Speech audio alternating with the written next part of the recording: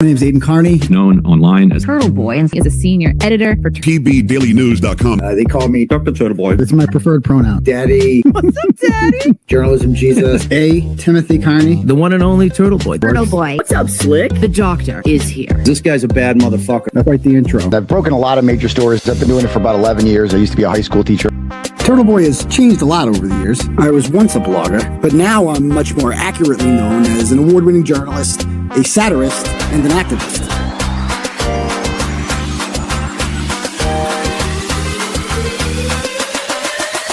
Boom! They're screaming your name here.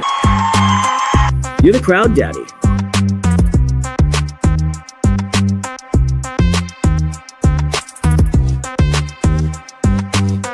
crazy. People either love me or hate me. Listen, Turtle, all right? But either way, they're watching. Don't make such fun of the criminal justice system.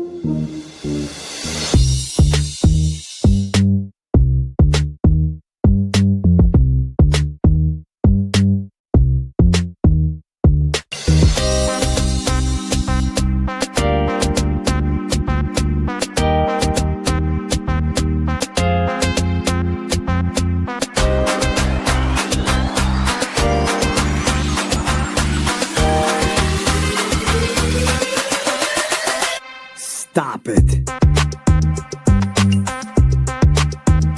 I'm never gonna stop. This fight's just getting started.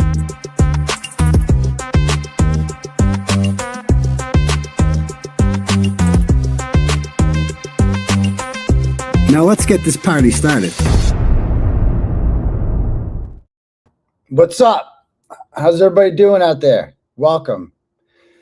Impromptu live stream. Hello, everybody. Happy Friday afternoon. Was not expecting on doing a stream right now. I was gonna do the bus stop live at Harper's Ferry, but then around 10:30, I was contacted by my friend Lisa, who is a booker at the Timcast program and an ardent supporter of Karen Reed, and who wanted me on the show in the first place. And she informed me that they had been contacted, that Tim's lawyers had been contacted by the McAlberts lawyers, and that they were threatening to sue if I went on the show, and that it looked like it wasn't going to happen, and that she's going to try to make it happen because she's a very big Karen Reed supporter, but ultimately she doesn't call the shots, and we're going to talk about that. I just want to clear some things up. So I will not be going on Timcast tonight at 8 o'clock as originally planned. It has been canceled. We're going to talk about that. But there is some silver linings here that we're going to discuss. Right? So real quick, if you guys want to have your messages, the biggest fuck you to these people right now. They do not want you giving me your money. Whatever you do, don't fucking donate. Legal defense fund. This is what we're up against, bro. They do not want me talking. They do not want me talking about them and what they've done. They do not want me discussing the facts of this case, the court records, the police reports, the lie after lies after lies after lies after lies that they have been caught in, the documented lies, the lies that they've admitted that they've told under oath, that they lied to the FBI. They don't want me talking about how Jennifer McCabe lied to the FBI when they showed up at her house on April 10th, 2023, and she said her name was Nicole Albert so that they would go away. And then she lied to them again when they didn't go away. And they asked, who'd you call? And she listed 3 people, but she omitted 2 of them. And one of them was Brian Albert. She did not want them knowing that she didn't call Brian Albert because she's a liar. And these people lie about everything and they delete everything. And they think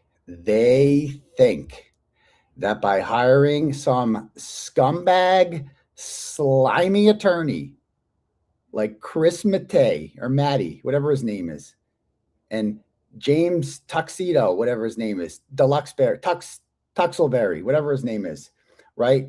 By hiring some slimy attorney like that they are somehow gonna censor me, bro. Ain't gonna happen ever. I just want them to know that. I'll never, ever, ever stop telling the truth. You want to censor me, but you're never, ever going to. I don't care how much money you spend. I don't care how much money I have to spend. I will never capitulate to you. I don't care how successful I am one day. I don't care if I make millions of dollars one day. There will never, ever, ever be a point in my life where I'm willing to bend my principles and remain silent for some scumbag piece of shit like Jennifer McCabe and Brian Albert and Brian Higgins and Colin Albert and Chris Albert. I'm not going to stop talking about the undeniable facts of this case that happened. And I hope they know that this is going to backfire on them spectacularly. I don't care. I don't care. I have been doing this for 13 years. I have overcome censorship attempt after censorship attempt after censorship attempt, and I'm still here. I've been sued a million times. I went to jail for 60 days. And have I stopped? Fuck no. Fuck no. And I'm never, ever, ever going to. I just want them to know that. Ever. This today, this is a joke to me. This is nothing to me. This is going to be another chapter in my book when I'm all said and done, and I'm going to win. I just want them to know that, and I'm going to win. So let's talk about this. If you guys want your messages read all out to the class, the Turtle Chat link is pinned to the top. The stream is monetized, and the grift will continue. Just know that, and I will read your message out loud to the class. You can cash at me at $ Uncle Turtleboy if you want to do it that way. I don't care. So let's talk about exactly what happened here. So, like I said, around 10:30, I got the call from Lisa, who told me that it's probably not gonna be happening today. Now, Lisa is not a regular on the show. She's the booker. And she found me a month ago, or like we started talking a month ago, when Big Red Julie Carpenter started chirping at her out of nowhere. And then I clicked on Lisa's thing and I checked our DMs, and she had messaged me in June and invited me on the show. And I'm like, yeah, let's fucking do it. Yeah. And so I messaged her and she was very excited. She's not a regular on Tim's show, like on his panel, but she was going to come on for this. And she was going to she's like, Tim doesn't know anything about this. Tim is he's a very successful political commentator, right? With a very large platform. He's got almost 3 million subscribers. And if you guys are unfamiliar with him, he started like Vice News, I think. And he's kind of built his brand as being anti-censorship. Like that's one of his core beliefs, is he hates censorship. All right. And, but he doesn't know anything about the Karen Read case. Okay. And what has happened now by them sending him this letter? I know how people like him think. Okay. People like him do not like being silenced, and they don't like being censored. Okay. And he might not have known much about this case because he mostly sticks to politics and whatnot and stuff like that. But now they have threatened him. Okay. And his lawyers have advised him, don't go forward with the show tonight. We don't know anything about this case. But guess what? They're going to now. This is the Streisand effect.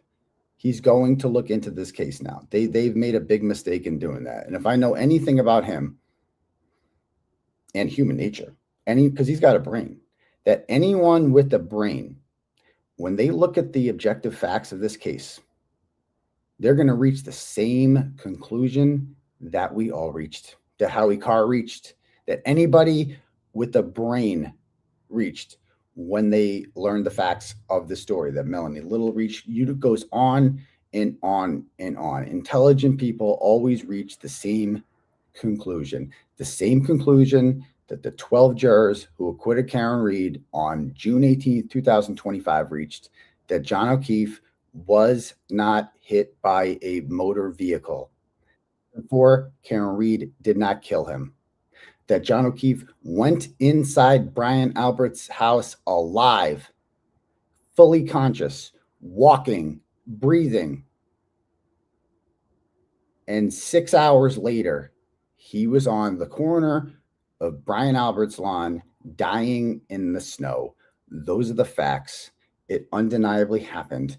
And they did not want me going on Tim's show and telling millions of new people who had never heard of this case. They don't want Tim Pool talking about this case. They don't want Joe Rogan talking about this case. They don't want major influencers talking about this case. Why? Because they will reach the same conclusion that we all did. I didn't brainwash you. You just read the facts of this case. And when he reads the facts of this case, he's going to reach the same conclusion that they all did, that 24 jurors did, because Karen Reed was acquitted for murder not once, but twice, that John O'Keefe had no broken bones, that he had no bruises, nothing, that there was no damage to the vehicle besides a broken taillight, and that she's seen backing into John's Traverse at 5:07, which completely explains that. And that there was no taillight at the scene at 7 a.m. when there was hardly any snow on the ground, and they were blowing snow everywhere with a leaf blower. They didn't see any taillight yet, but yet taillight magically appeared an hour and a half after Michael Proctor got a hold of that car. The disgraced former state trooper Michael Proctor, who has been fired after the federal government investigated his investigation and determined that he is a racist, misogynistic pig who does not deserve to be a detective, and they fired him because of that. And Tully resigned, or he retired. Retired. We gotta get the facts. He retired. His supervisor retired, and Yuri Buchanan has been demoted, and that everyone who touched this case has been affected in a negative light because of their own actions, not because of me. So Tim Pool, don't blame him. He doesn't. Give him time. Trust me, give him time. I do have permission to say this, that we are already in discussions for doing this again, that they want to look over the fact. They weren't going to look into this case. The McAlberts just made a major mistake. They were not going to look into this case. I was just another guest for Tim. He does 5 shows a week, right? Last night he had on Will Chamberlain, who I've had a friendly relationship for years, but he talks about politics. That's Tim's forte. That's what he knows better than anything, politics. He doesn't know about the Karen Reed case. Now they're forcing him to. They are forcing him to. His attorneys advised him, let's be careful about this. We don't know anything about this case. It's the first time they've ever heard of it. It was when they got a letter from them. And so they are looking over the facts of this case, and he is going to analyze it. And if he reaches the same conclusion, I'll be back on. And if that happens, they have committed one of the worst own goals in American history. That's what they have done. They would have basically just, I was going to go on today, whatever, would have got X amount of views. The views on the next show will double what it would have been. That is all that if Tim, and I have the full confidence he will reach the same conclusion that we all did. And I'm going to read the letter. That I think this is going to be the dumbest decision ever. Like, I was going to go on, and it was kind of under the radar. Not that many people were talking about it. But now that Tim has made an announcement that it's canceled, a guy who is like anti-cancel culture, anti-censorship, that he has made that announcement. And then if he comes back and says, well, actually, I've read the facts of this case and I didn't know shit about it before. But holy fuck, not only is Turtleboy right, but they incarcerated a journalist for reporting on this. And now you think you're going to bully me and tell me who I can have on my show in West Virginia, Who the fuck do you think you are? Who the fuck do these people think they are? They are proving me right every single fucking day. Every day this goes on, they prove me more right. That they are nothing but bullies and thugs who want to silence people. They tried to bully Lucky Loughran out of speaking and telling the defense that there was no body on the front lawn when he plowed Fairview Road that night at 2:30. He told Karen Reed's private investigator that on February 15th, 2022. On March 27th, 2022, when they were supposed to have another meeting with them, he did not show up and he did not return any of their phone calls because he had been properly intimidated by them. He was done. And hold on. Yes. That he had been properly intimidated by them. He was silenced. And then I came along and I spoke to Lucky and I made it clear, Lucky, you don't have to be scared of these people anymore. You don't have to be scared of these people. They're not in charge. I get that you're scared, but we're not going to let you be scared anymore. All you got to do is tell the truth, bro. And now Lucky is a goddamn American hero. He's an American icon because of what he did there. And yeah, he got some shit from a bunch of townies who don't matter. Who don't matter. Yeah, he's not going to get any more free pizza or mediocre chicken parms at Chris Albert's crappy pizza shop. That's about it. Other than that, he's a goddamn American icon. Right? And everybody loves Lucky. And when Tim Pool, who knows nothing about this case, is now forced to read about this case, he is going to reach the same conclusion we do. In case you guys don't know Tim too well, he's not a, I don't know how to describe him. I would say libertarian leaning, but right leaning, but also libertarian. Doesn't trust the government and doesn't really care for the police that much. Not like anti-police, but not blindly trusting police. He had a tweet the other day. I'll show you the tweet the other day that he had up, right? About the police. And I was planning on discussing on this show when I went on there today. I'll show you this video. Where'd it go? Okay, check this out.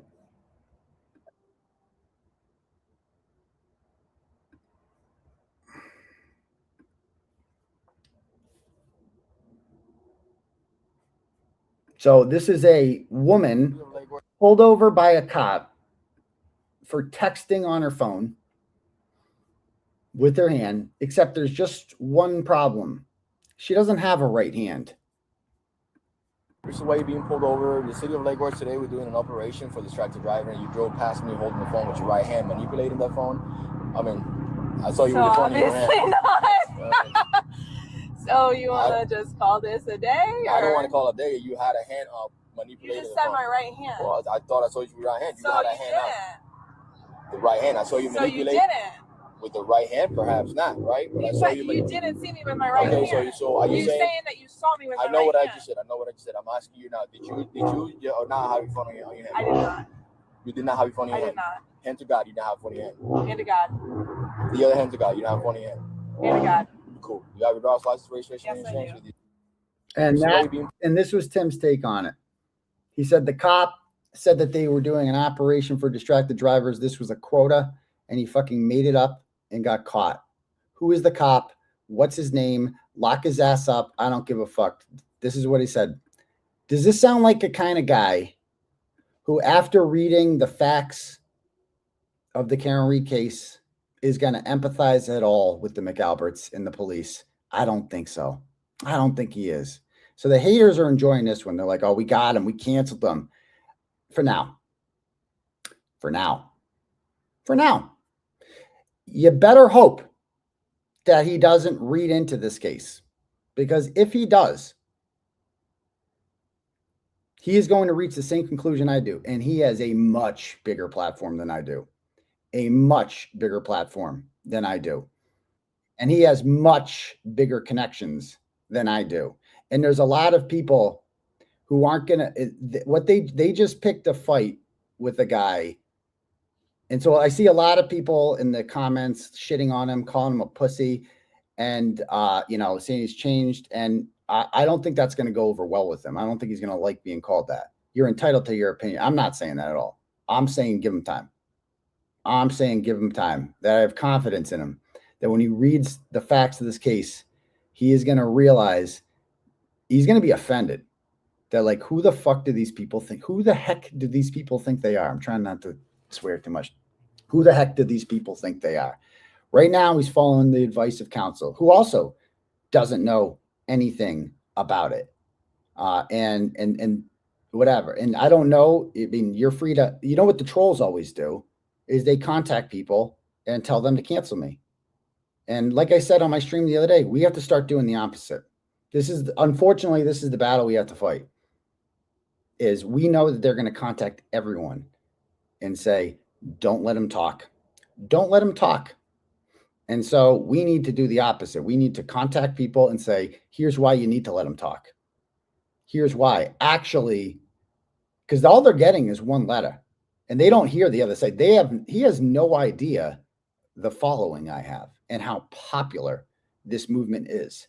This is an extremely popular movement. 90% of people in public opinion polls believe Karen Read is innocent and the McAlberts, therefore, are not.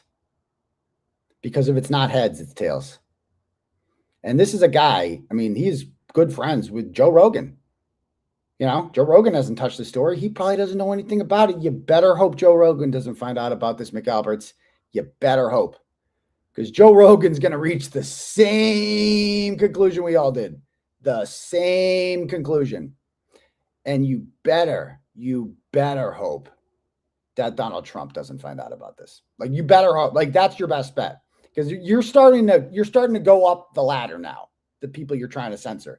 I don't have a direct line to Donald Trump or the president. I'm not that important. I'm not that big. Tim Pool's bigger than me. Okay. And then people are going to see this letter and they're going to see that Tim Pool is censoring himself, which is like, what? And they're going to be like, well, now I have an interest in this.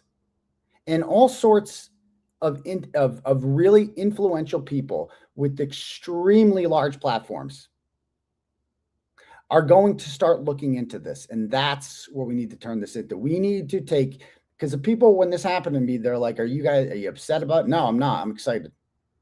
I'm excited. Bring it. This is the biggest mistake they ever made.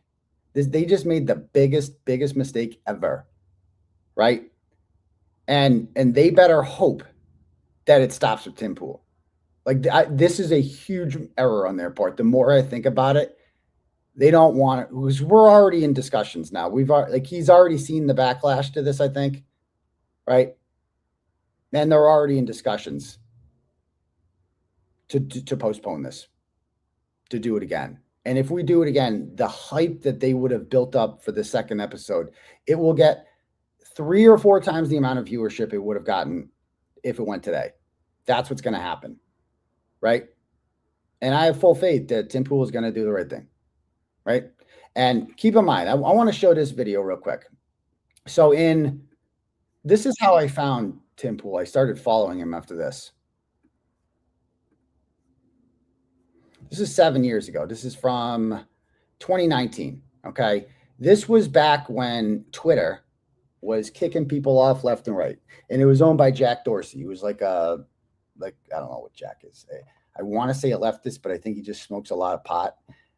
And is just like wicked chill, bro. And I don't think he's like hardcore in his mind. Like, oh, you use the wrong pronouns. You're banned for life from everything, blah, blah, blah. This chick was the attorney for Twitter. VJ something, I forget. Elon fired her ass. She's gone. She's done. Or Elon got rid of her. She's out.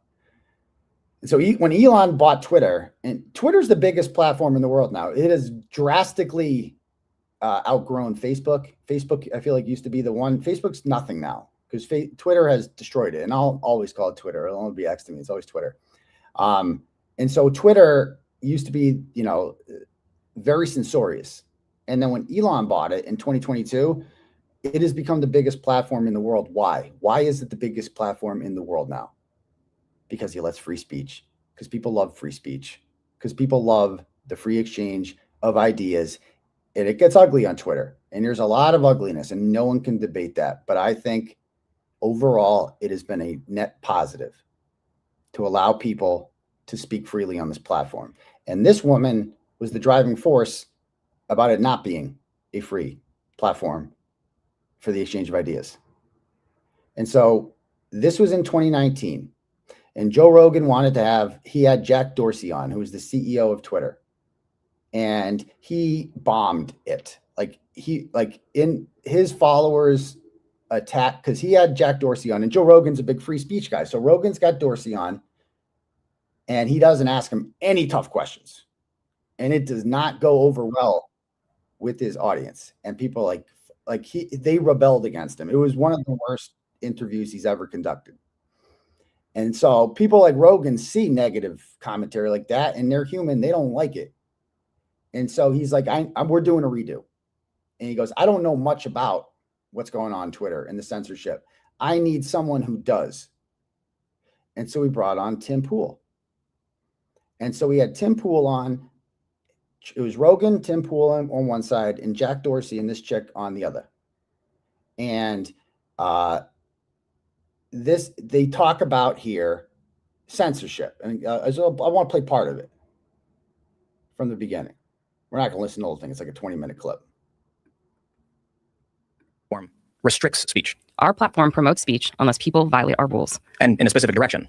In any direction. But Uncle, I don't want to say his name. The guy who calls for death gets a suspension. The guy who insinuates death gets a permanent ban. But Tim, you're misinterpreting what I'm saying, and I feel like you're doing it deliberately. It's not about one particular thing. It's about a pattern and practice of violating and our you rules. have a pattern and practice of banning only one faction of people. I don't agree with that. Recently published an article where they looked at 22 high-profile bannings from 2015 and found 21 of them were only on one side of the cultural debate. But I don't look at the political spectrum of people when I'm looking at their tweets. Right, you have a bias. I don't know who they are. You're biased, and you're targeting specific individuals because your rules support this perspective. No. I don't agree with that. Well, so can you be clear though in like what rules support that perspective? Specifically, the easiest one is misgendering, right? Because that's so clearly ideological. If you ask a conservative, what is misgendering? They'll say if someone is biologically male and you call them, she, biologically male, and you call them a she, that's misgendering. That's a conservative view. The progressive view is inverted.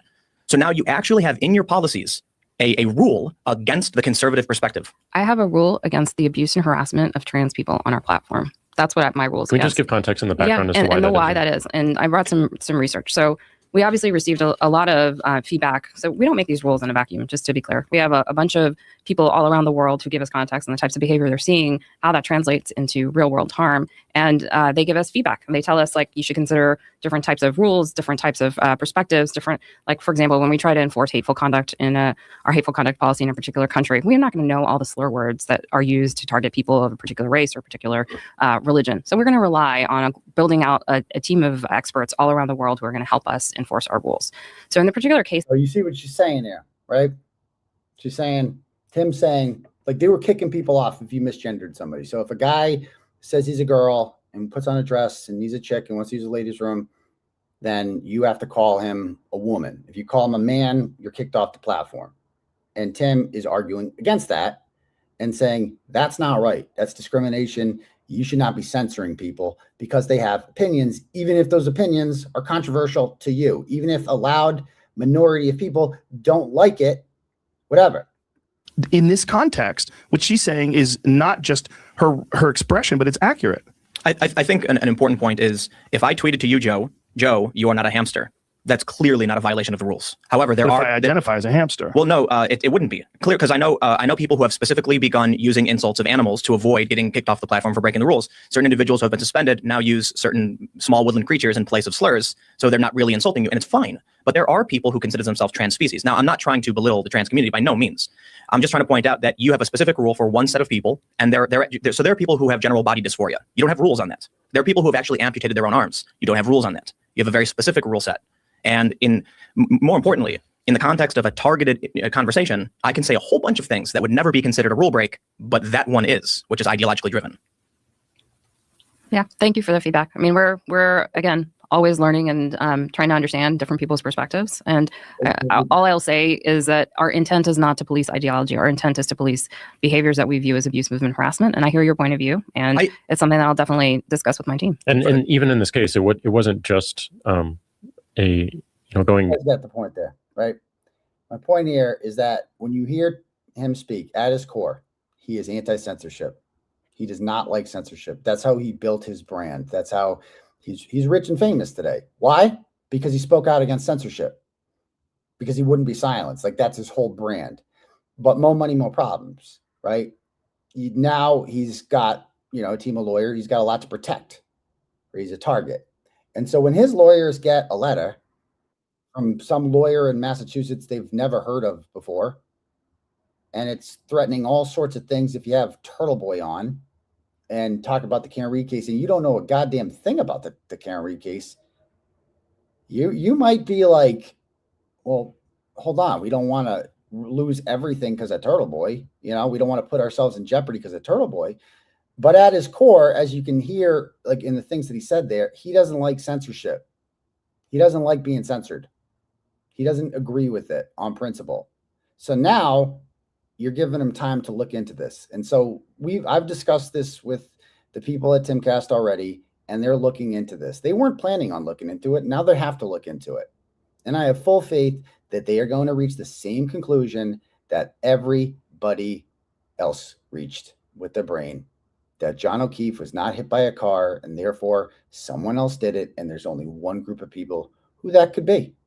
And every time I say that, Tuxbury, like you heard him in court the other day, he's like, we're going to amend the complaint. He's saying it's more. Yes, I'm going to keep saying it, sir, because I believe in it, because that's what the facts and the evidence show. The facts and the evidence show John O'Keefe wasn't hit by a car. I said it before. I'm not going to stop saying it because you bullied me with a lawsuit. That's not going to happen.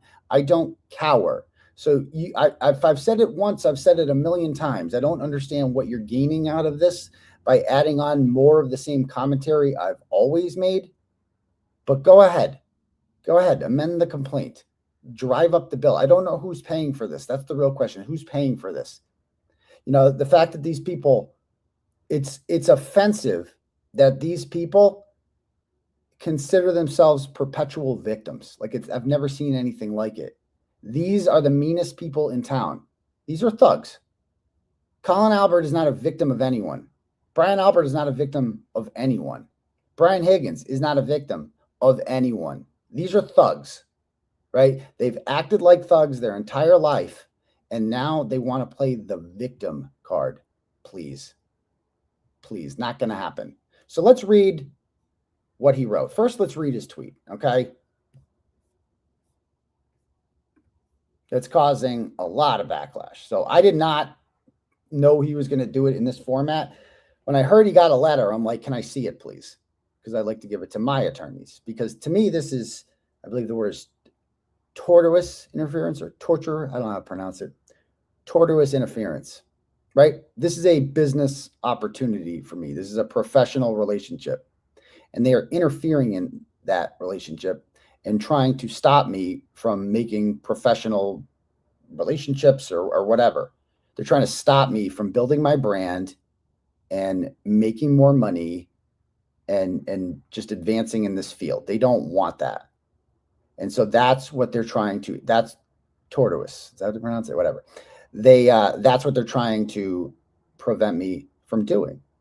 All right. And that's what you saw here. Now, if I had not announced I was going on Timcast, and last time I came on Timcast in January of 2023, I did not announce it ahead of time specifically to avoid this from happening. I literally did not tell a soul I was going on Timcast until that morning. I did a stream from Harper's Ferry, and then it was too late to cancel me. And they tried. Oh, they tried. The crusty panties of the world, they've been trying this for years. And it was too late then. Had I given them 3 weeks notice, they might have succeeded. Who knows what they would have come up with. But, where was I? So, yeah, it's a tough one because I'm like, I can't even say I'm going to be somewhere. Here's the thing. Now I didn't mind saying it ahead of time this time because I thought I'm like, well, back then I'm trying to like make a name for myself, be seen. I'm much bigger now. I don't need to go on Timcast to get a lot of views. I'll be fine, but it would have been cool. It definitely would have been cool. Like I want him to care about this. That's what I want. I want him to take an interest in this. That's what I really want. And they know that I want that. They don't want him taking an interest in this. There's a reason he got one and others didn't. You know, Melanie Little's never gotten a letter like this saying, don't let Eden on your show. Well, she would laugh at them because she knows the facts of the case. She would just laugh at them, right? Other YouTubers would not. Like if I get invited on the Broken Baker, he ain't get one. You know why they're not? Because the Broken Baker has what? 24,000 subs? And Tim Pool has 2.7 million. That's what they're afraid of, the sub count. They do not want anyone with influence talking about this case. Period. I've already gotten, everybody I've introduced this case to, Howie Carr, Billy Bush, like they all reach the same conclusion.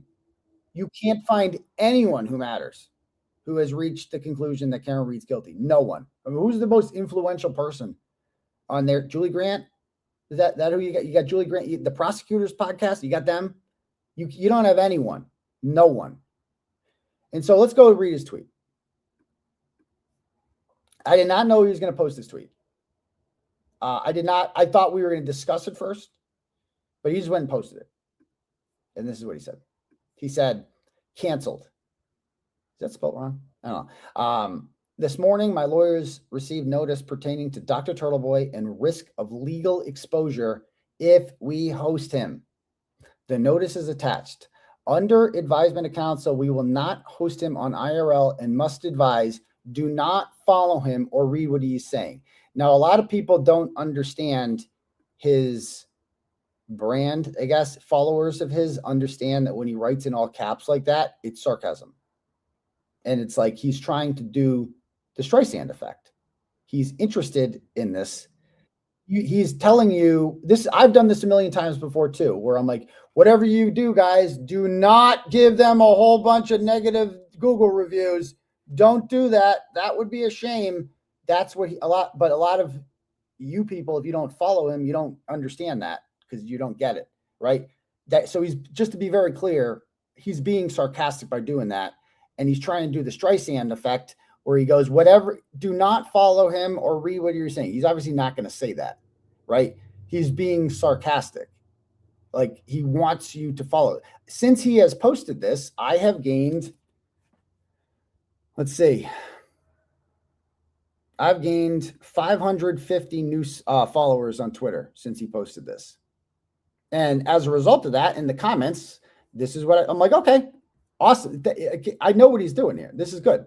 And I go, okay, since they here is the full story about how Karen Reed was framed for murdering John O'Keefe after he went inside Brian Albert's house alive before being placed on his front lawn to die in a blizzard. Those are facts. That all happened. So that's the link to Framed. You just put God knows how many eyeballs on this video that had not seen this video before. Okay. And let's see. Like how many?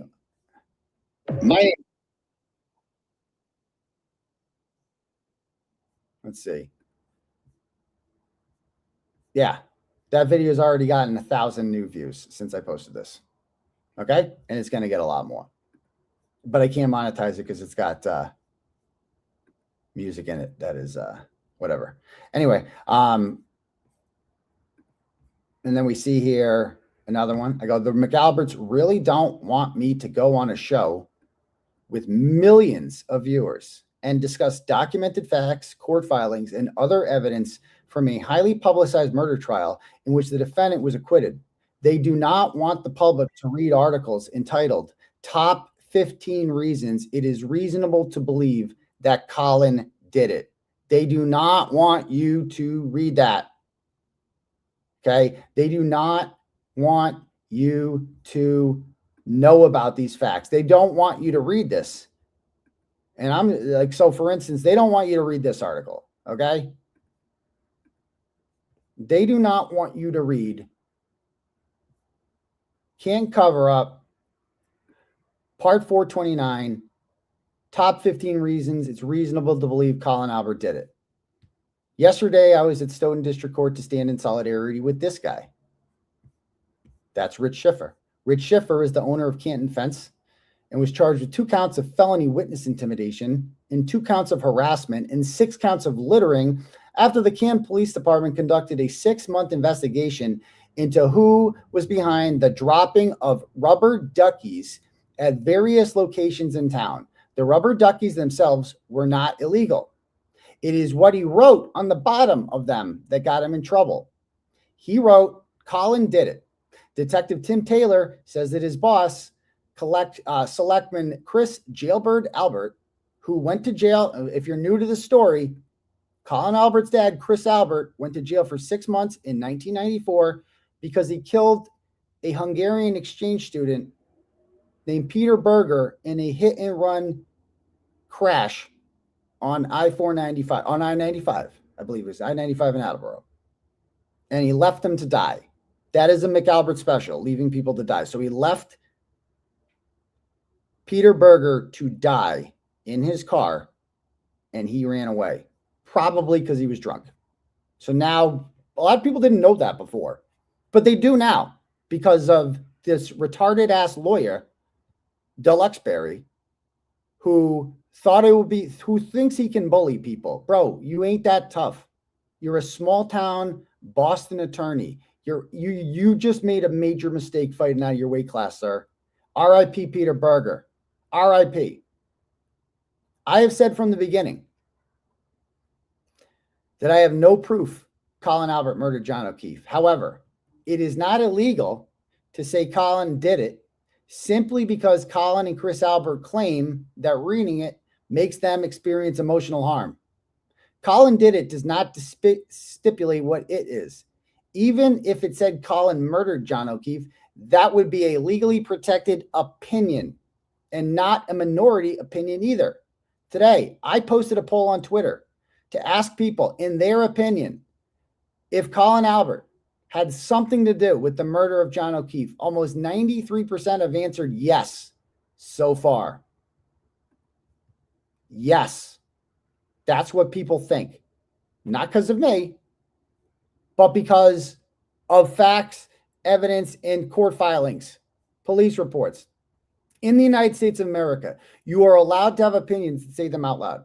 You are allowed to say Casey Anthony did it, just as you are allowed to say Karen Reed did it, even though neither have been convicted of anything. Colin Albert has not been convicted of anything either, but only because he was not properly investigated. If someone held a gun to my head and asked, was Colin Albert involved in the death of John O'Keefe, and me living or dying depended on answering that question correctly, I would say yes. And so would the vast majority of people in that scenario, 93% of people. Even some of the loudest McAlbert supporters wouldn't bet their lives on Colin Albert's innocence. I would bet my life on Karen Reed's innocence and not lose any sleep over it. That is the difference between us and them. It's very normal to have the opinion that Colin Albert was involved in John O'Keefe's death for a number of reasons. And although collectively, these would not be enough to convict him of murder, it is more than enough to make a reasonable person believe he was involved. If the police had done a real investigation, it's quite likely that Colin Albert and many others would have been arrested for the John O'Keefe's murder. If they were all questioned separately at the police station, if Brian Albert's house was searched, if they got warrants for their phones, or did disclose the amount of work they did investigating, or did the amount of work they did investigating Rich Schiffer, then it's quite likely that Karen Reed would not be the one on trial right now. But they didn't, so we are left to speculate with our opinions. Here are the many reasons why 93% of people would believe Colin Albert did it. Let's go over it quickly, since they do not want people talking about this. They do not want me going on Timcast and talking about this. So I'm going to do it here because I know Tim's watching and I know his people are watching, and they didn't know who Colin Albert was. Who the fuck is Colin Albert? Well, let's talk about Colin Albert. Colin Albert was John O'Keefe's former neighbor who John O'Keefe had issues with because Colin Albert was disrespectful. He was a punk, and he threw beer cans on John O'Keefe's yard. Now, that in and of itself is certainly not motive enough for most logical people to think that you would murder someone, especially a police officer like John O'Keefe. However, we don't believe that they intended to kill John O'Keefe. No one on my side believes that. People on my side believe that this was a fight gone wrong, and that something happened to John inside that house that was not supposed to happen, and they freaked out and they panicked and they didn't want to be held responsible, and that they put him on the lawn to make it look like someone else did it. That is what they thought happened. Now, this is now trending on Twitter, I'm told, which is great. So here's 15 facts you need to know about why people think Colin Albert's involved in this. Colin Albert is one of the 4 defendants, one of 4 plaintiffs who is suing me for discussing these facts. Number 1, he had no explanation for his knuckles. This is a picture of him a few weeks after John O'Keefe was killed. On the stand, Colin claimed that his knuckles were cut his knuckles were cut like this about less than a month after John O'Keefe was killed because he slipped on ice and braced his fall with his knuckles. No reasonable person believes that a human being would brace their fall with their knuckles instead of their palms. Why would he lie about how his knuckles got caught up while under oath on a murder trial? Innocent people don't do that. Colin Albert did not cut his knuckles like that, falling down on ice and bracing his fall exclusively with his right knuckle, not his left, just his right. He did not do that. That is a lie. Why would an innocent person lie under oath in a murder trial? Does that prove that he got those injuries punching John O'Keefe in the face? No.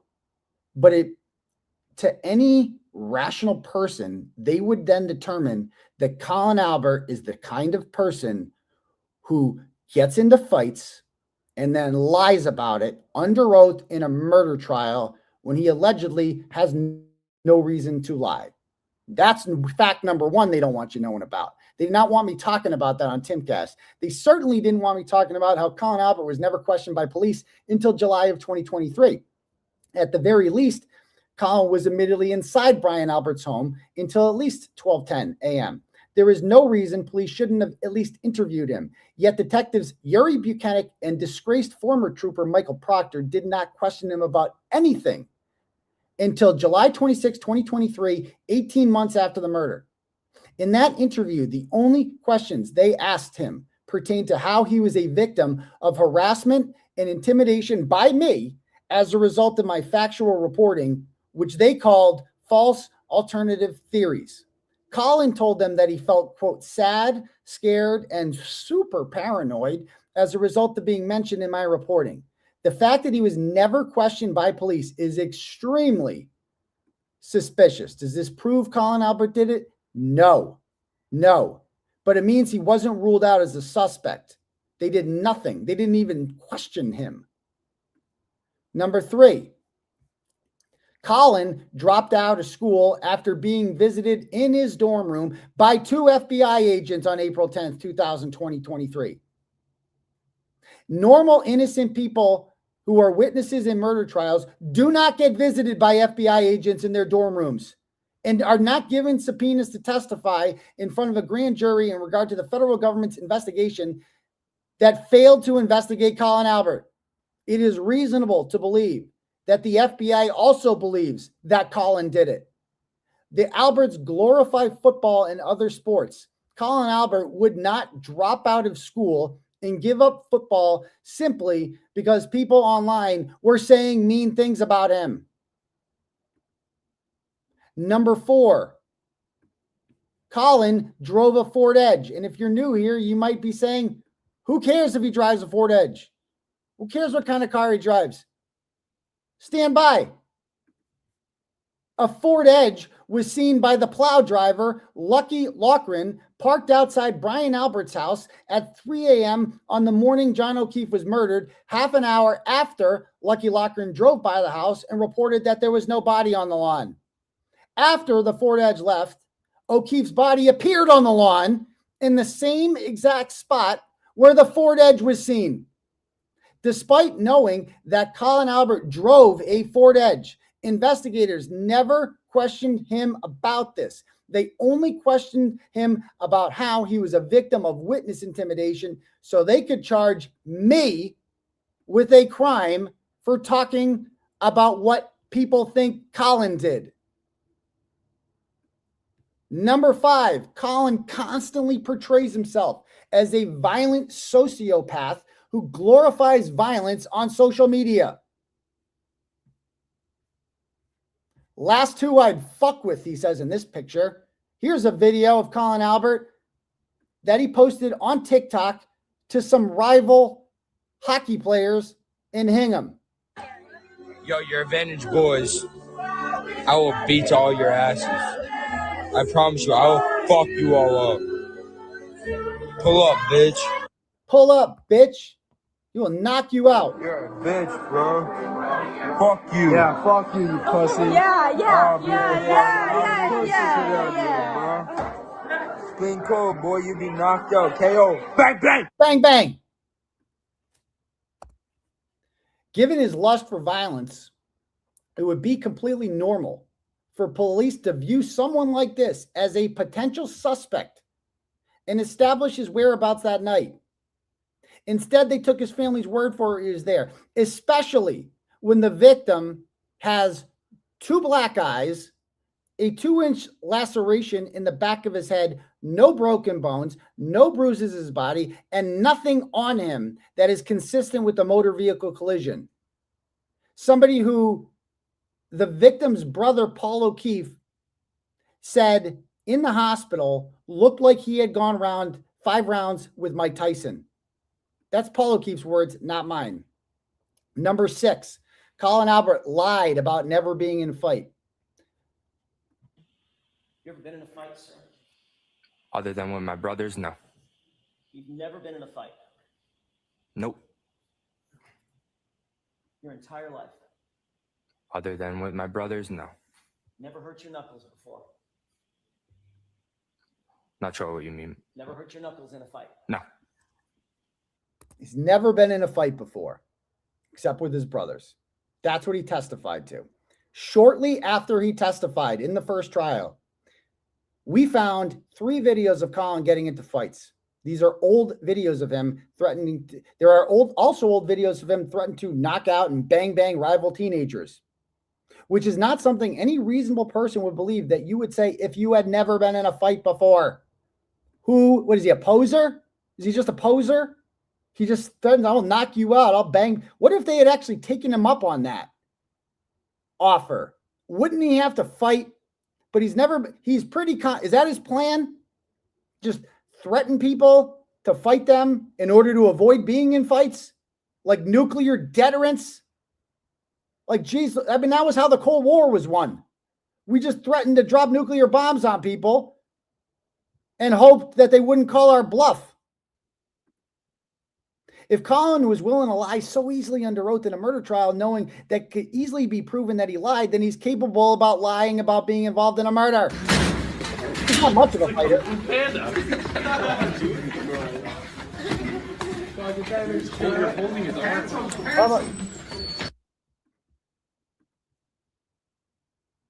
Colin's in the white shirt there. Again, that's a hit. He got punched in the face there. He might not have won a lot of fights, but he's certainly been in them. It's a lie. It's perjury. He committed perjury. He lied. Again, if you have nothing to hide, why are you lying? They couldn't impeach him on this because I got the videos after he was off the stand. By then, it was too late. They don't want me talking about this on Tim Pool's show, do they? They don't want Timcast knowing anything about this, about Colin Albert. No. Number 7. Colin had previous issues with John O'Keefe. Colin's parents mockingly called John O'Keefe Nevercracker because he complained about Colin walking on his lawn and littering beer cans. This doesn't give him a motive to murder, but it shows that the two were not fond of each other, and if they were both drinking, it is very believable that a physical confrontation between them could have occurred. Could have occurred. We don't know because he wasn't investigated. We know he's got cuts. We know he lies under oath. We know he's got violent tendencies. We know he threatens to hurt people. We know that he's a punk with no respect for somebody like John O'Keefe who throws beer cans on his lawn. We know all this. Colin would likely lose a fight to John O'Keefe one-on-one because John was 6'2", 220. So this would require other people to help him. if a trained fighter like Brian Albert, a vicious dog, because, oh yeah, Tim Pool and other new followers of this who came here because of the Streisand effect, John O'Keefe's arm had dog bites on them. Dog bites. And guess what lived inside Brian Albert's house? Oh yeah, a vicious man-eating dog by the name of Chloe, who had sent multiple people to the emergency room before for biting them. And where's Chloe now, you ask? Nobody knows, because they got rid of her. They got rid of the 6-year-old family dog. It's just gone. And oh yeah, well, shouldn't they test for tissue samples on his arm? Because he would have dog DNA on his arm tissue samples, right? Oh no, they lost those. The DA's office lost the arm tissue samples. They never tested his arm. So we don't know. Well, what about his clothing? That would have certain dog DNA on it, wouldn't it? John O'Keefe's clothing, if he was bitten by a dog. Well, his arm is covered in teeth puncture wounds, little sharp little holes covered in them. That's what his arm was covered in. And they sent Michael Proctor, who has been fired for what he's done in this case, swabbed it. He claimed he swabbed it and sent it to UC Davis lab 18 months after John O'Keefe was killed, to a woman by the name of Terry Kuhn, who refused to testify in the second trial because she knows she's being used by them and she thinks Karen Reed is innocent. That's why they didn't call Terry Kuhn in the second trial, because she has no idea if that swab actually came from John's shirt. All she has is Michael Proctor's word that he did. And Michael Proctor's word is useless because he is the most corrupt cop on the face of the planet, which is why he doesn't work as a cop anymore, which is why he was fired. So how did dog bites get, and how do we know they're dog bites? Because a doctor by the name of Marie Russell said they were, and they had no one that could dispute that. No one. They did not offer a single witness who disputed that those could not be dog bites. Not one. So how did he have dog bites on his arm if he got hit by a car? You tell me. You tell me. You don't want Tim Cass looking into this, I'm telling you.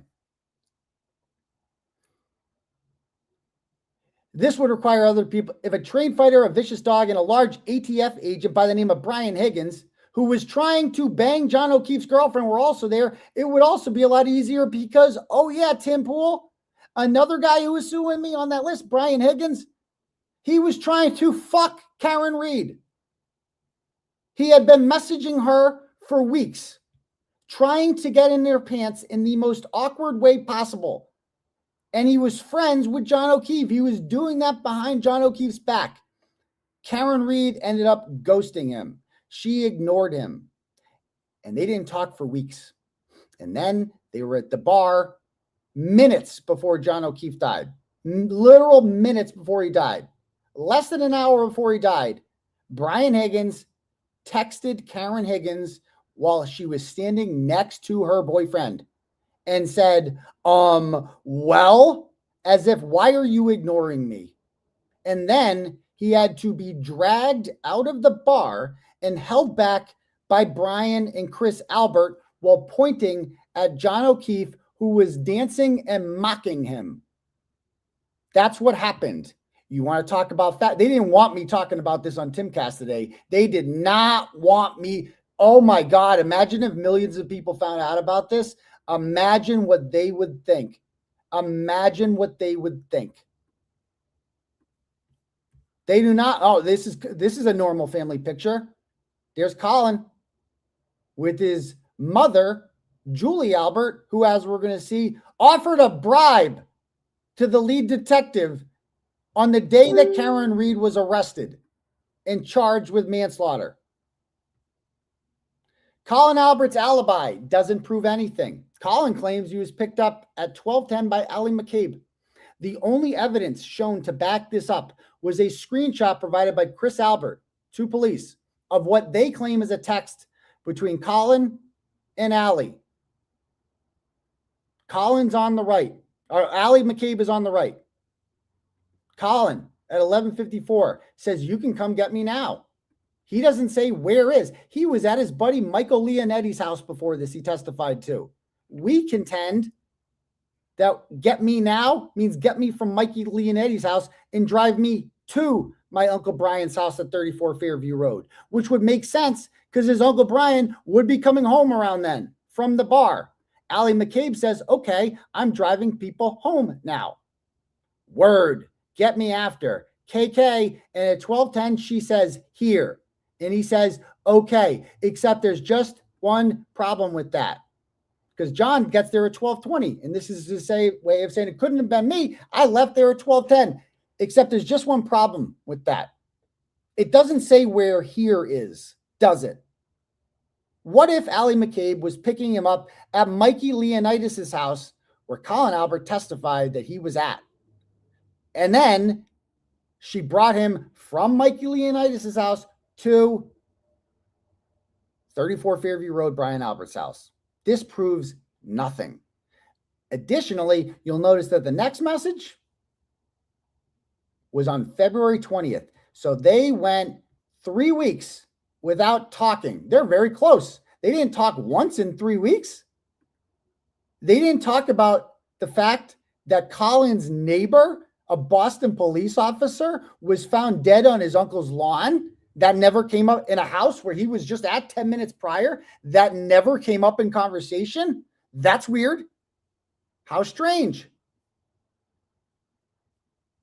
It is reasonable to believe that this text message shows that he is actually being brought to Brian Albert's house at 12:10. It is reasonable to believe that he deleted text messages after January 29th, 2022, because nothing appears again until February 20th. Additionally, he didn't hand over his phone. If Colin Albert were innocent and had nothing to hide and really wanted to prove that he wasn't there that day and that I have defamed him in some way, shape, or form, why hasn't he handed over his phone to show his Life 360 data and other data? Because Allie McCabe has shown her Life 360 data because the FBI saw it. And they saw that her her Life 360 data shows that she was out till 1:30 a.m. that night driving around when she testified that she was home by 12:30. Why would an innocent person lie about that? Why are they lying about everything? Why did the state police come to my house and seize all my devices and Karen Reed's devices and go through them and analyze every message we ever sent, but they won't take Colin Albert's phone? And he wants to prove he's innocent, but he won't do that. Why won't he do that? Why won't any of them do that? Why did they all oppose Rule 17 motions to have their phones be investigated by Karen Reed's defense team if they had nothing to hide? What are they hiding? What are they hiding? Number 9, Jill Daniels, his aunt, and others really want to make it clear that Colin wasn't at Brian Albert's house when John O'Keefe got there, even though it wouldn't matter if he was there, because they claim that John O'Keefe was hit by a car. So what does it matter if Colin Albert was in the house? Number 10, or perhaps Brian Albert never mentioned that Colin Albert was there and that no one mentioned he was there to the police because Colin Albert's kind of stupid. And if Colin Albert starts talking to police, he might say something stupid. And perhaps they're protecting him. Perhaps. Number 10, Colin Albert called Erin Beatty at 12:33 a.m. This is a screenshot from a girl by the name Erin Beatty, who was 16 years old at the time, who was friends with Colin, who got a phone call from him at 12:33 a.m. This is minutes after Karen Reed left 34 Fairview Road after dropping John O'Keefe there, minutes afterwards. This is a screenshot of that. And I've gained another 100 Twitter followers. Teenagers don't use their phones to call each other. They use text or Snapchat. When Erin Beatty called him back the next day, he reportedly said, never mind. Whatever he needed her for at 12:33, he no longer needed her for the next day. Chris Albert tried to get her dad, Tom Beatty, to take back this story. Why? Why would you want them to take back this story if they weren't hiding anything? But Beatty refused. Why would he want Tom Beatty to do that if Colin did nothing wrong? What innocent person would want someone to lie in a murder trial unless they were trying to protect someone who was guilty? Erin Beatty and her father were socially ostracized and harassed due to their failure to lie to protect Colin Albert. This is a post made by Tom Beatty in December of 2022, almost a year after John O'Keefe was killed. It is really sad what the people in this town are willing to do. Oh, look who liked it.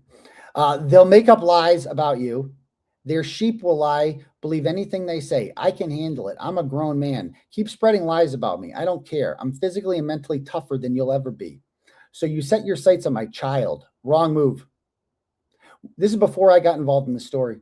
When will your childish behavior end? Whoever is responsible for these latest antics, I hope you sleep well at night knowing this is a teenager. Embarrassing. And for the sheep who enable this, you're just as guilty. Cowards. I had the pleasure of meeting Erin Beatty outside of Karen Reed's trial during her first trial in 2024.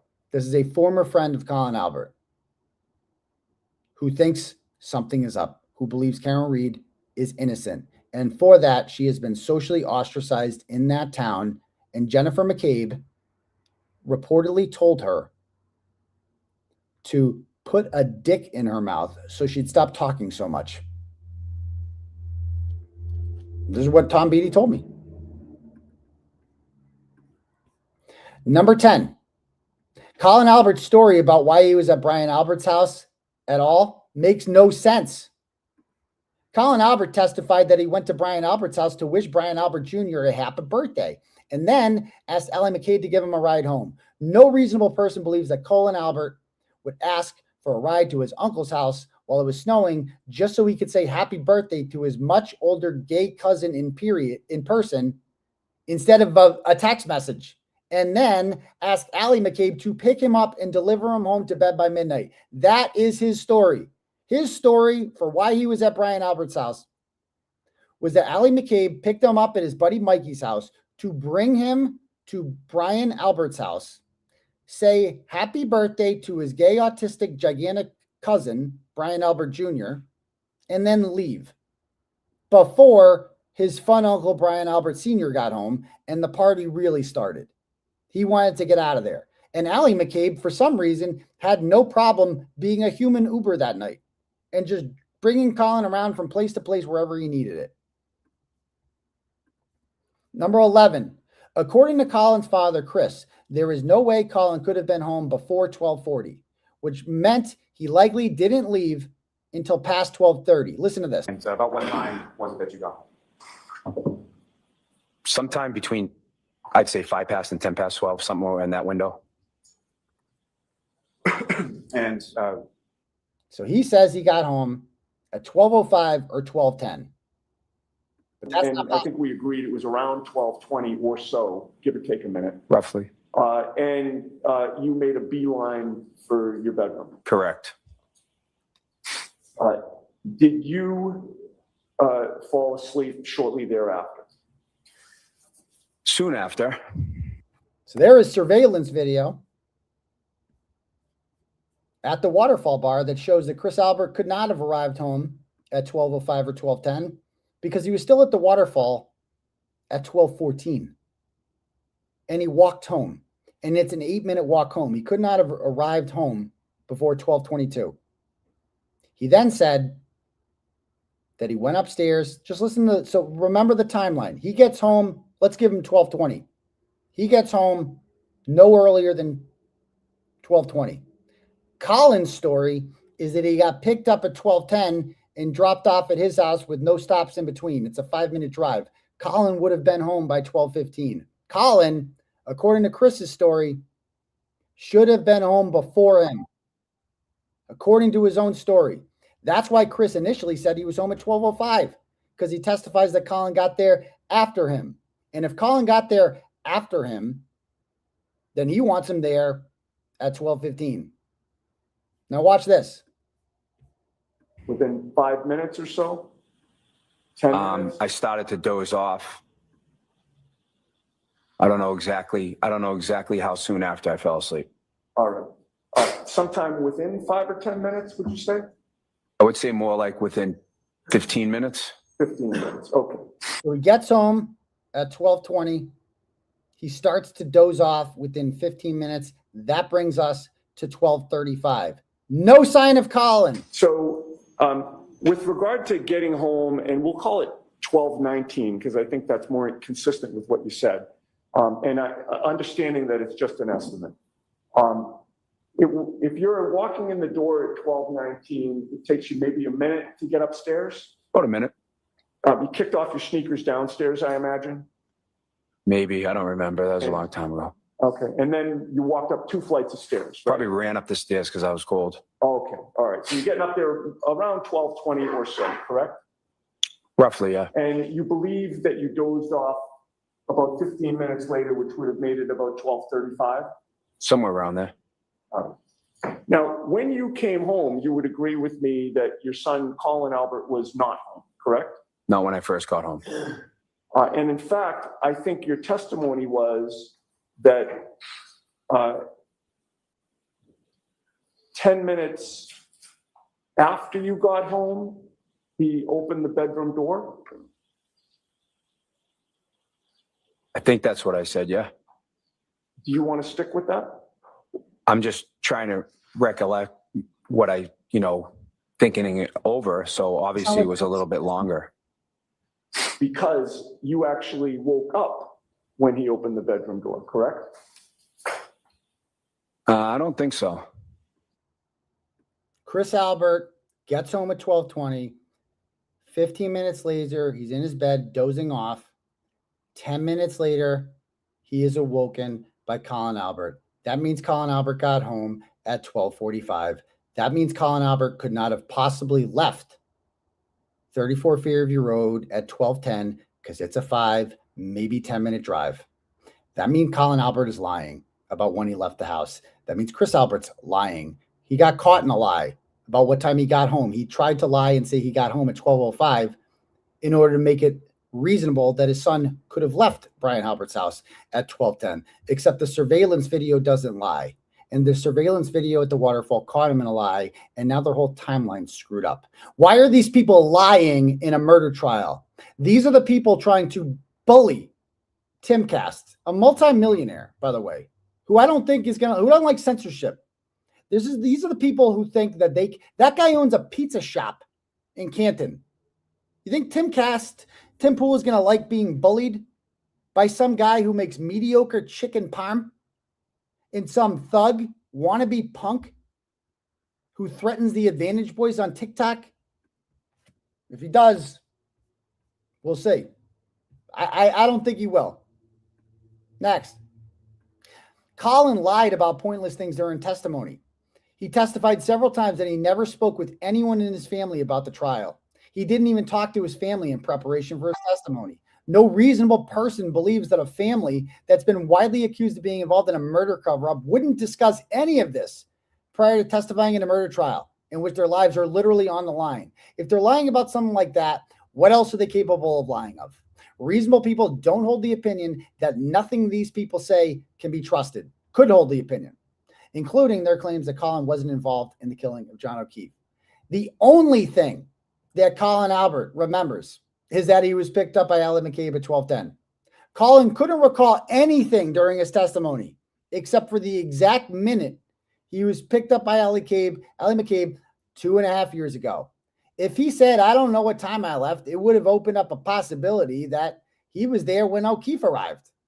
So it's perfectly reasonable to hold the opinion that Colin was hiding something as a result. Number 14. Colin has known the Proctor since he was a child. Michael Proctor is the lead detective in this case who never, ever interviewed him. The lead investigator's mother referred to Colin's family as a second family. Again, Tim Pool. This is Chris Albert's family in a 2019 Facebook post. This is the mother of the lead detective saying that the Proctors are a second family to the Alberts. a second family. And what would you do to protect your family?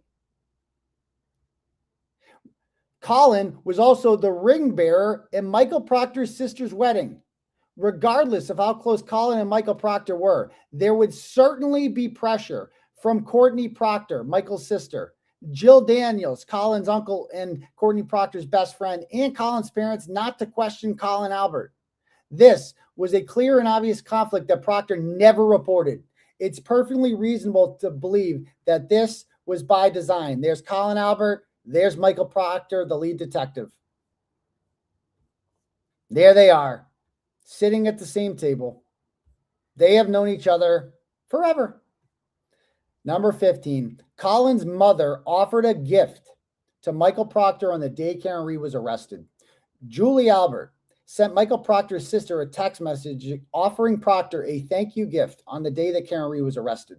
There is no reasonable explanation for why Julie Albert would want to buy Proctor a thank you gift for arresting the person who allegedly killed a man that she's not related to, unless she was grateful that Proctor didn't treat her son as a potential suspect.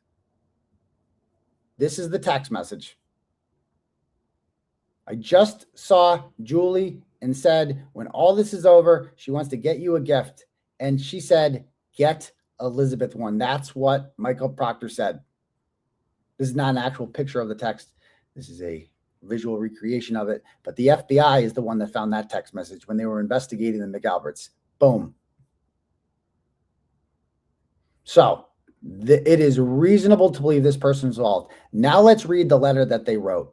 Let's read. And by the way, I'm up to, I'm just watching my follower count grow by the second. They made a huge mistake. Okay. And I'm up to 100 and I've gained over 600 followers now. And we've made over $1,000 extra in the legal defense fund because I have an army behind me, McAlberts. They see what you're doing. They see what you're trying to do to me, and they're not going to let it happen. We're too strong for you. You are not going to defeat us. You don't want me adding new people to this, do you? You don't want me adding and speaking with new people about what has happened, because the more people that find out what your clients did and what they lied about and how shady they're being and their history of violence, the more and more they are going to believe what I believe. You sure want to silence people a lot, don't you? Don't you? All right, so let's read this. This is the letter that Tim received. So Tim was being sarcastic when he's like, don't follow him. He's being like, do it, because I'm going to follow him now, you know? All right. Dear Mr. Poole, we write on behalf of our clients, Jen McCabe, Brian Albert, Colin Albert, and Brian Higgins, who are the plaintiffs in a lawsuit currently pending in Plymouth County Superior Court. We understand that you have scheduled Aiden Carney, also known as Turtleboy, as a guest on Timcast IRL on or about May 29th, 2026. We write to bring to your attention information that we believe is material to that decision and to the legal exposure that you, Timcast Media Group, may face as a result. They're threatened. That's a threat, folks. That's a threat that you may face. You may face. You might not face it if you don't talk. If you censor yourself, then you don't have to worry about anything. But if you talk, if you exercise your First Amendment rights to platform and associate with anyone you want to do that with, then we're going to try to hurt you. You are, of course, free to host guests of your choosing. Our purpose is straightforward: to ensure that you and your counsel are fully informed of the facts before tomorrow's broadcast. So let's see what facts they mention. Let's see if they mention all the facts we just talked about. What facts have they talked about and what facts have they left out? Let's see. On April 16th, our clients filed a 14-count civil action against Aiden Carney and Karen Reed, alleging defamation, civil conspiracy, and intentional infliction of emotional distress, among other claims. Anyone could file a lawsuit.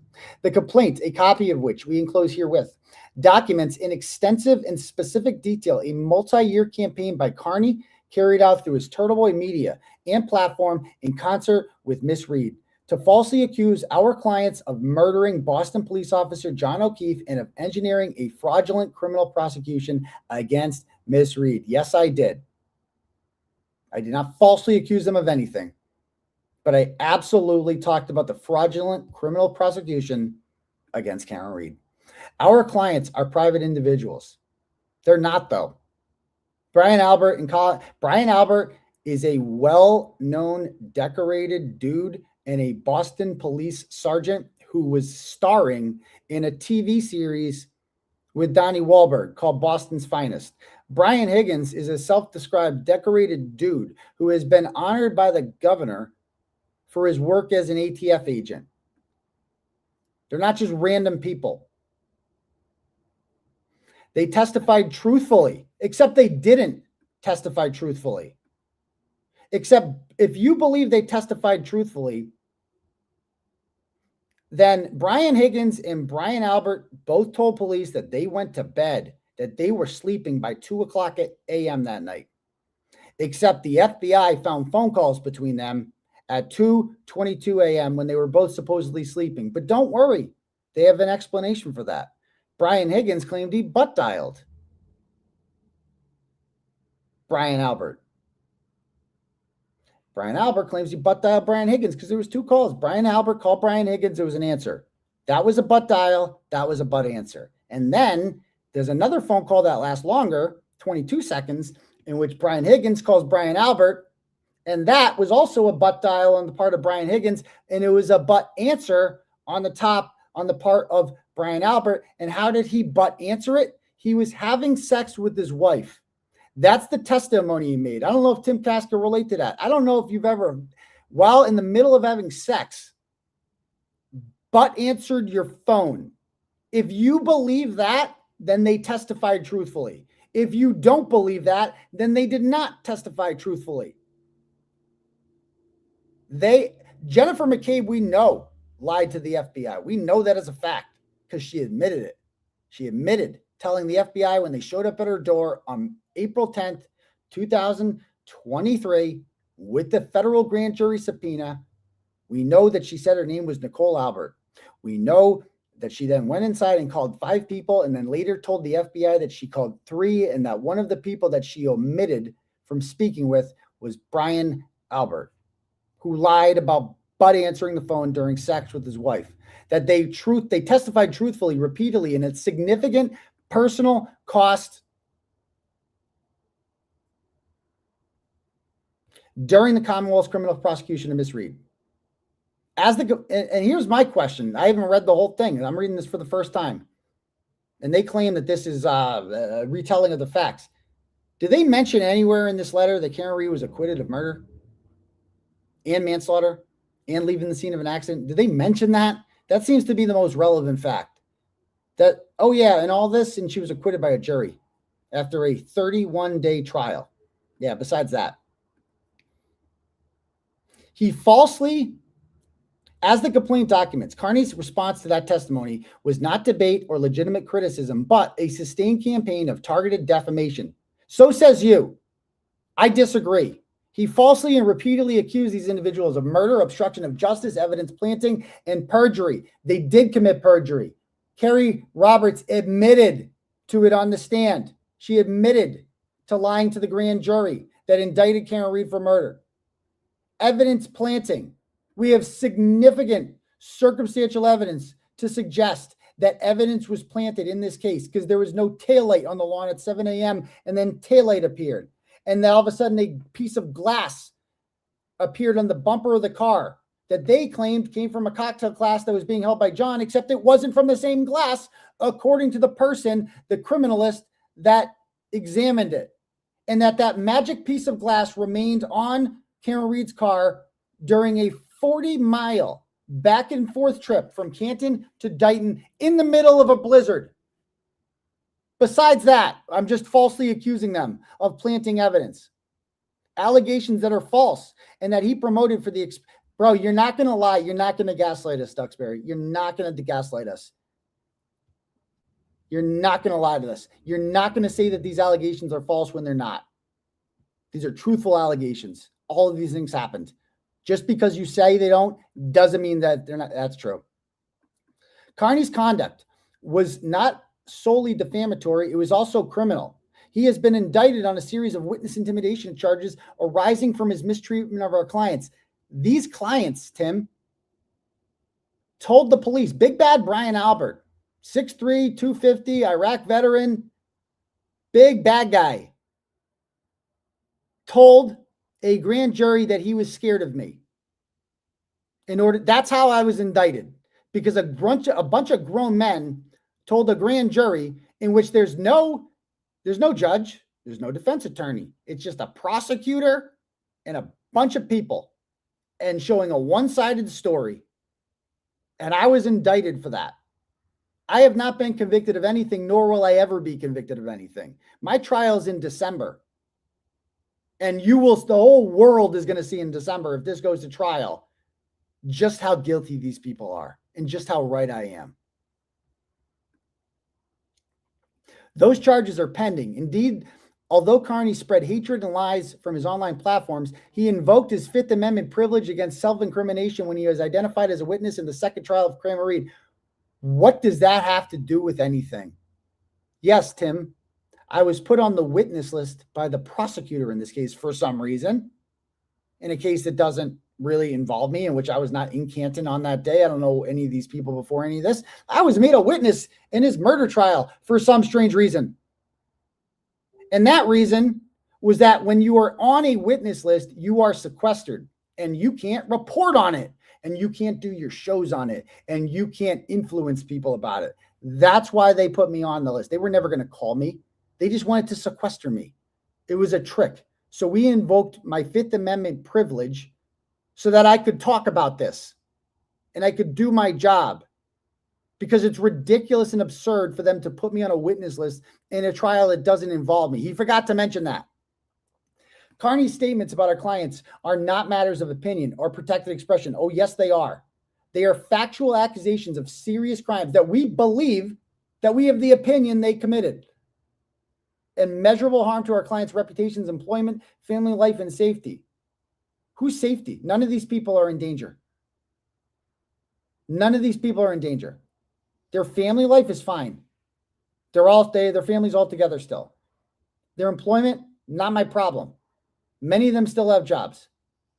None of them have lost their homes or gotten foreclosed. Their reputations, the damage they've incurred is a result of their own behavior. Carney's known and documented pattern of conduct. We want to be direct with you about what Carney has done and what he is likely to do on your platform, likely to do. They're trying to stop this. For years, through his blog, YouTube channel, and podcast appearances, Carney has accused Jennifer McCabe, Brian Albert, Colin Albert, and Brian Higgins of being murderers. He has published their home addresses. Their home addresses were all listed because they're witnesses in a murder case. Identified their family members. So what? If I believe their family members are involved in this, then you're allowed to do that, and pointing out the connections that their family had to law enforcement. Tormented their children. I've never tormented any children. I don't want anything to do with their children. Colin Albert's a grown man. And encouraged his followers to confront and harass them. It is not a crime to encourage people to ask questions. That is not harassment.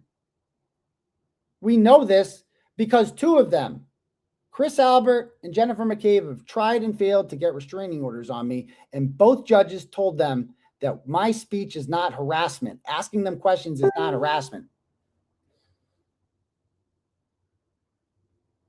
He has done this while monetizing that audience through paid subscriptions, merchandise, and platform advertising revenue. Doesn't matter. Building a business model that depends on the perpetuation of false accusations against private citizens. No, I have made money and built such a big audience on this because the message resonates with people, because I'm standing up for what's right. And I'm showing the facts, and I'm standing up to corruption. And believe it or not, Tim, people like that. You would know better than anyone. You've built your entire business on it, of being a truth teller. We have every reason to believe that Carney's purpose in appearing on your program, we already read that.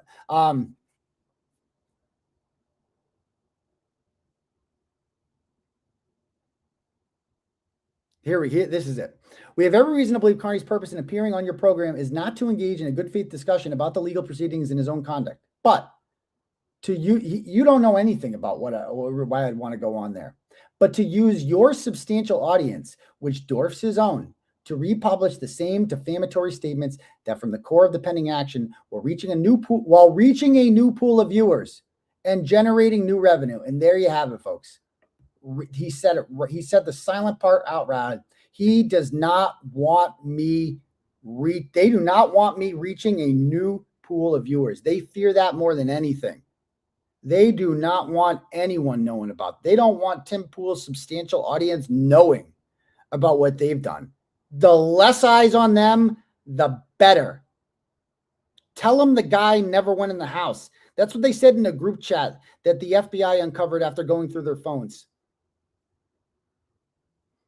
Brian Albert was protected by the police chief, Ken Berkowitz, who sent a Twitter DM to a reporter from a major news station asking him to take down a tweet mentioning that John O'Keefe's body was found on Brian Albert's lawn. They did not want anyone knowing. The less eyes on them, the better. They've already been exposed in front of millions of people. They don't want millions more knowing what they've done. They want people to stop talking about them.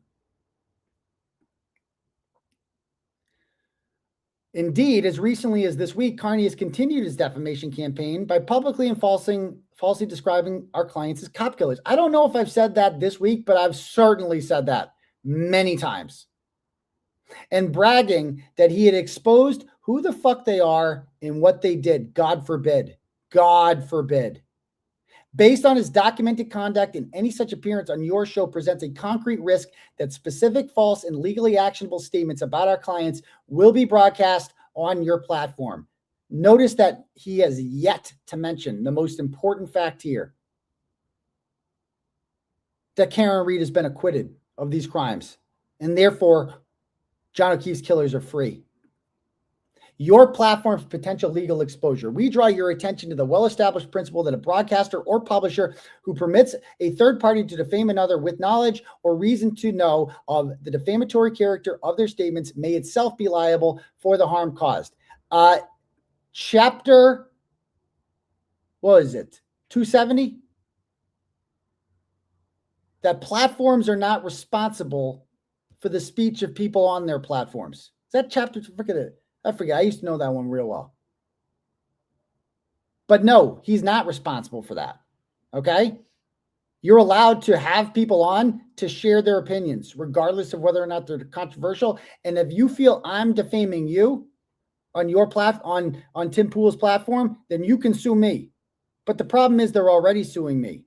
And they're trying to make him scared that they're going to sue him too. And he doesn't know shit about this. So that's why we're giving Tim Pool an education into this. Yeah, I mean, in my opinion, Tim Pool's tweet clearly tells us he won't be silenced or threatened. I'm telling you right now, he's not going to like this.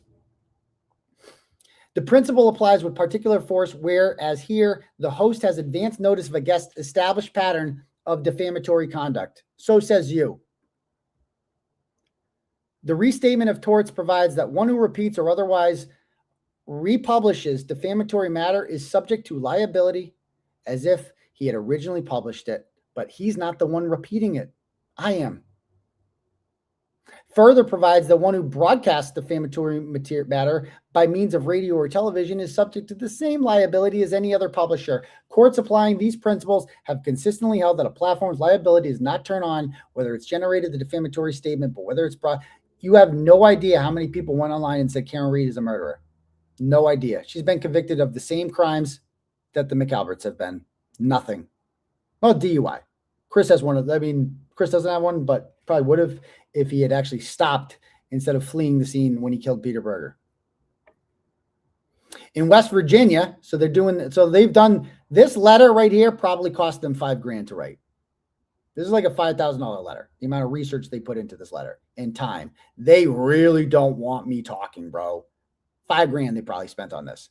In West Virginia, Crump versus Beckley newspapers reaffirmed that the publication to a third party is the operative act giving rise to defamation liability, and all participate in that publication bear responsibility proportionate to their involvement and knowledge. The Fourth Circuit held similarly, where the court concluded that publishers have reason to know that they should refrain from publishing the statements at issue or not shielded from defamation actions. We acknowledge that platforms hosting live or real-time programming have invoked certain defenses in this area of law. But those defenses are grounded in the absence of advance notice and the impossibility of meaningful editorial review. So, lesson learned here. Next time, what would they have done if I just went on? What would they have done if I had just went on and not said a word? Now, lesson learned. Don't say a word. This is going to happen every time I try to do a live show in a theater. I know this is a fact because they're doing it already. And anywhere, if I announce I'm doing a show somewhere, I have to sell tickets. So I got to announce it, right? What do you think they're going to do? They are going to try to make it impossible for me to talk to large audiences about this. It wouldn't surprise me if they use Google to try to get me kicked off YouTube. What is the difference? I mean, what is the difference? Right? Why aren't they sending a letter like this to YouTube? If Tim Pool hosted me on his show and I said the things that I say on my channel, then they're going to sue him, right? So why aren't they suing YouTube? Because I don't own this platform. YouTube does. Google does. So why aren't they suing Google? Why aren't they suing YouTube? Because they know YouTube's going to look at that and say, go fuck yourself. They're not going to be bullied by that. Tim Pool doesn't know shit about Karen Reed. The fuck does he know? He doesn't know me from shit. He doesn't follow any of this stuff. What does he know? For all he knows, I am making shit up. You know? What? Yeah. Don't give them ideas. Oh, believe me, you don't think they've thought of that? You don't think they thought of that? I'll never be silenced, ever. Give me your worst. Give me your best shot. I'll never be silenced. I will stand on a goddamn street corner with a megaphone. You will never silence me, ever. I will find another platform. There is nothing you can ever do to shut me up, ever, ever. You will have to literally cut my tongue out of my mouth to shut me up. Yeah. Anyway, what we are asking.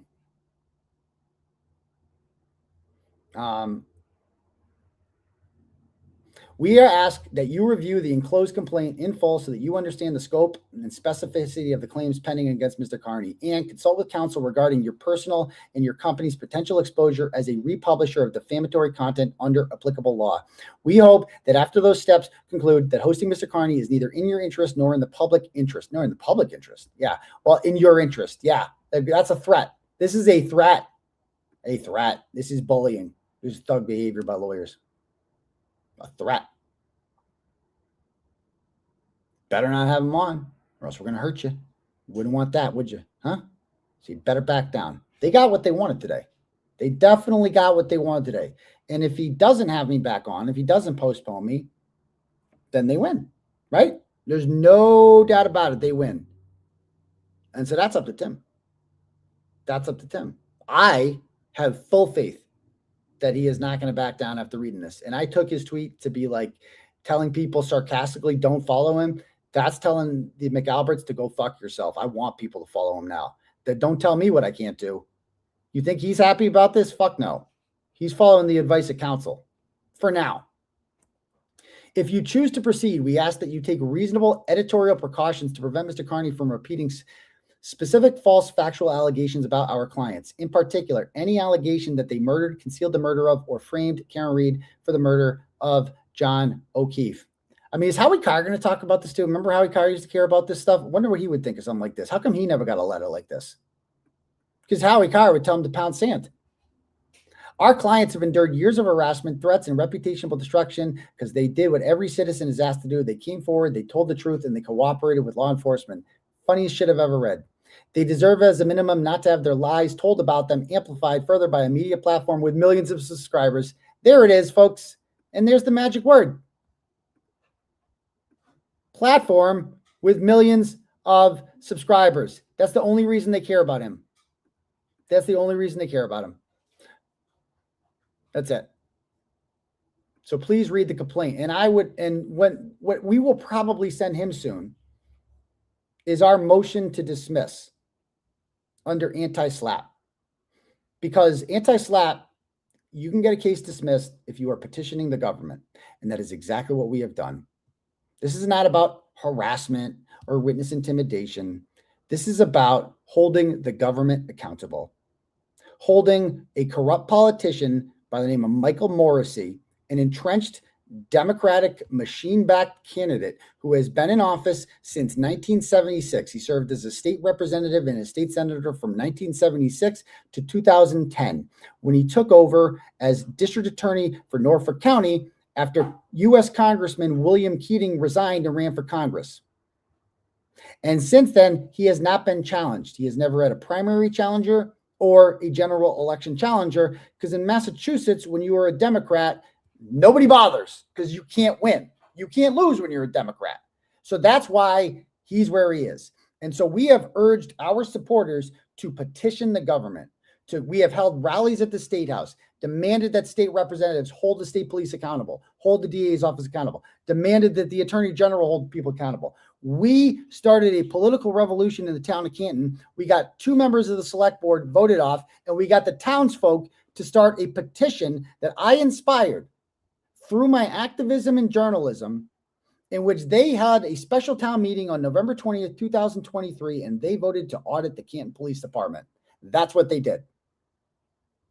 That's petitioning the government. That's what this is all about. Not witness intimidation or harassment, holding the government accountable for what they've done, for protecting the people who murdered John O'Keefe, for not investigating the murder of a Boston police officer. Section 230, that's what it was. Section 230. Exactly. He has rights as a platform. You cannot sue a platform for what people say on the platform if you own it.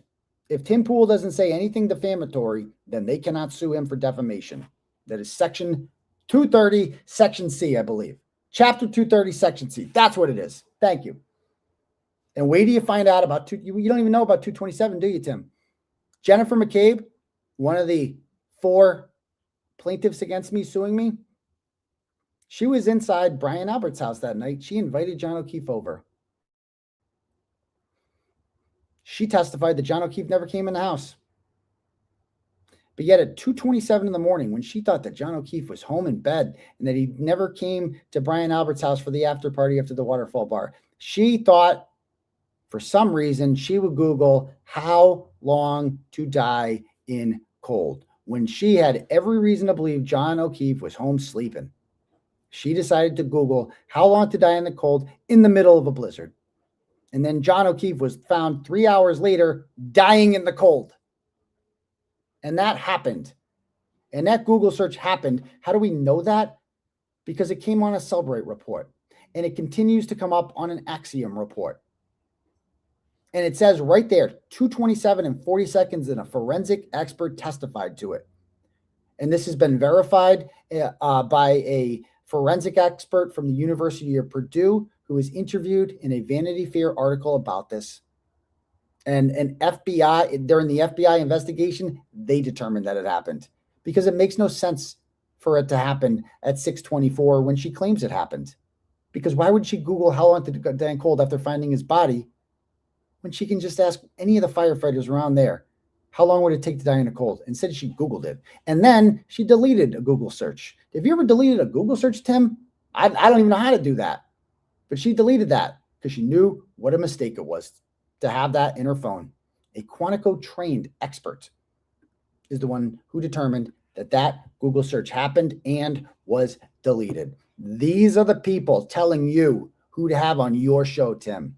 You have spent years building your platform. You have overcome adversity and censorship, the same shit I am. You are a self-made man who started from nothing and built yourself up into a multi-millionaire with one of the biggest platforms on YouTube. And you are being bullied and threatened by these people who you don't know. And I understand you don't really know me either. And that's okay. You don't know all the facts of the case. And I urge you to read up on it. I urge you to Google any of this shit, to read about it. And it's overwhelming. You will reach the same conclusion that we all did, that the same conclusion that the jury did on June 18th, 2025, and that is that Karen Reed is not guilty, that Karen Reed did not kill John O'Keefe with her car, that John O'Keefe was not hit by any car, that the injuries to John's arm are inconsistent with a motor vehicle collision, that the injuries to his body are inconsistent with motor vehicle collision, that the damage to the vehicle is inconsistent with hitting a 6'2", 220-pound man. You will reach that conclusion if you read this all over. And you will realize that you are being threatened and bullied by thugs. The same thugs who have controlled that community, the town of Canton, for God knows how long. And now they think they can threaten and bully you in West Virginia. And I have faith that you ain't going to put up with that shit, brother. That you're going to read this all over and we're going to see each other soon. And I'm going to be back on your show and it's going to be bigger and better than ever. And that's what's going to happen. I have full faith. I am not deterred by this at all. I am emboldened by this. They just made their biggest mistake. And no, I didn't pay a dime to come here. They flew me down here. They paid for my plane ticket. They paid for 2 nights in a hotel here. I guess I got to pay for the Uber. I went to the biggest towny bar in West Virginia last night. I had a great time. You should have seen it. Everyone there is named Jonas and has a beard.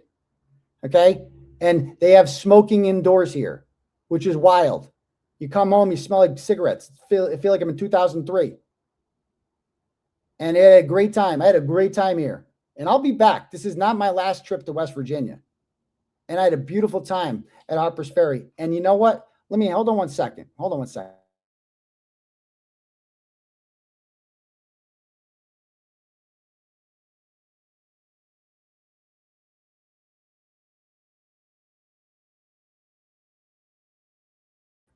All right. So anyway, that's it. So let me just read some, I might go down to Harper's Ferry again. I'll let you guys know if I do. But let me just read some turtle chats here. And if anybody wants to have their message or donate to the Legal Defense Fund, I'm going to pin that in a little bit too.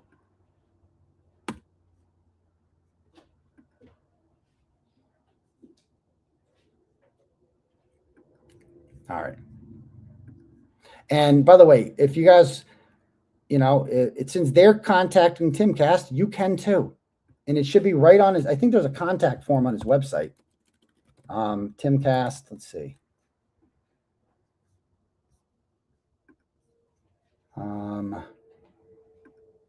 You can, there's got to be a contact on there, right? Someone in the chat, let me know or send me a text if there is a way to do that. Anyway, yeah, feel free to, because if they're going to contact them and say bad stuff, we should say good stuff. Tell them the truth. Let them know. They wanted to blow this up. We're going to blow this up.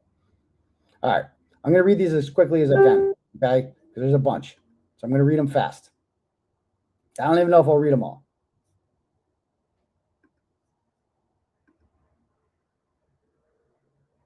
Erica gave out the email. Great. Holy shit. There's a lot of fucking turtle chats here. I'm not going to be able to read all these. Holy fuck. You know what? I need to go outside. I need to take a break. I need to chill out because there's a lot of fucking shit here. Holy fuck. Dude, look at all these turtles. I can't even, there's no way I can read these. There's too many. There's too many.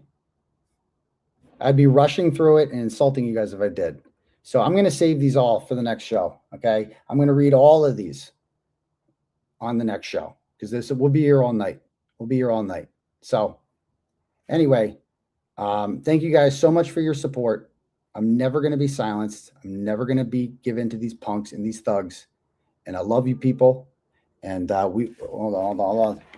And thanks for all the new memberships and shit. I know there's memberships. I know. I guess I can just, there's 47 memberships.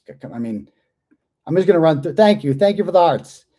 Thank you for giving away 5 memberships, Kylie. Thank you, Gen X Erica, for 20 memberships. Thank you, Kylie, for gifting 5 memberships. Thank you for joining new member. Got another new member here, OnlyFan. And become a member, $5 today. You get to do the members only stream. Sorry I didn't do it today. Rena is a new member. Awesome. We love you. We'll never be stopped. Awesome. Let's do some standouts too. Awesome. A1 since day one. Let's fucking go. Awesome. Another new member. Awesome, Stewie. Jen's a new member. Joe Flipperhead says Jen McKay, Brian Albert, Brian Higgins, and Colin Albert killed John O'Keefe. That's what Joe Flipperhead said. That's what he said. That's what he said. NW Wings is a new member. Awesome. F them. Keep going. Speak the truth says no time for a villain bitch. Awesome. Panda Bear says we know why they're trying to censor you, and it's telling us everything. Awesome.